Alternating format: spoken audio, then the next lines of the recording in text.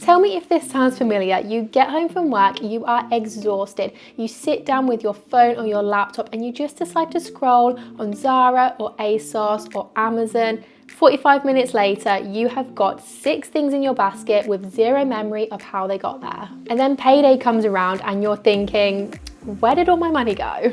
I've been there, and honestly, it is not the big splurges that kill us, it is these tiny little shopping habits that are really setting us back. It's these habits that are quietly keeping us poor. So let's talk about 7 of them and how we can overcome them. You think you're just looking, but the second that you open that app, you are telling the algorithm to just do its thing. And it will literally always win. I used to just browse homeware online when I was bored, and somehow I would end up with 3 candles in my basket and a rug that I really didn't even need. But now I am making a conscious effort not to fall into that just browsing trap, because I know that it will always end up with me buying something. So instead, I try to replace this with something else. I like to scroll on Pinterest, for example, because I can just look at the pretty things. I don't have to buy anything. I can maybe add them to a little board, and this just kind of scratches that same itch, but it is not costing me anything.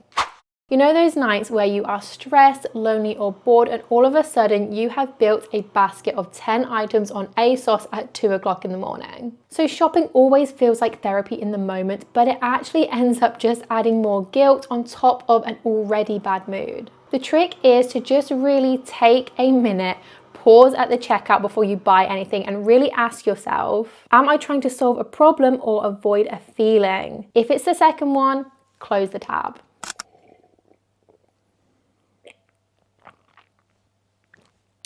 I've left that way too long, that's gone a little bit cold.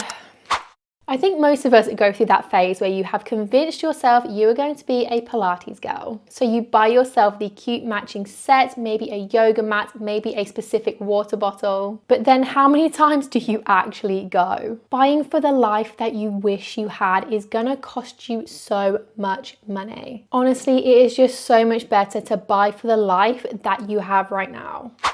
Here's the thing, 20% off today isn't actually saving you any money if you weren't already going to buy that thing. So I unsubscribed from all of these marketing emails, I deleted all the apps, I unfollowed every brand on social media. And all of a sudden, I wasn't even tempted anymore because it wasn't thrown in my face. It is honestly wild how much money you don't spend just because you've stopped letting these companies shove all of these discounts and sales in your face.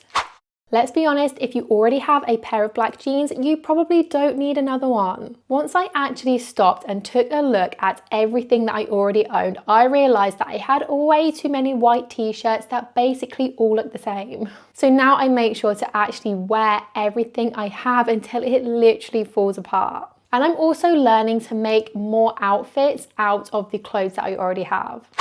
This one changed everything for me. So instead of seeing a £100 price tag, I started comparing it to real life. So £100 for me is literally an entire week of food shopping, or it could be 3 or 4 dinners out with friends. Suddenly, that impulse handbag doesn't look so shiny anymore.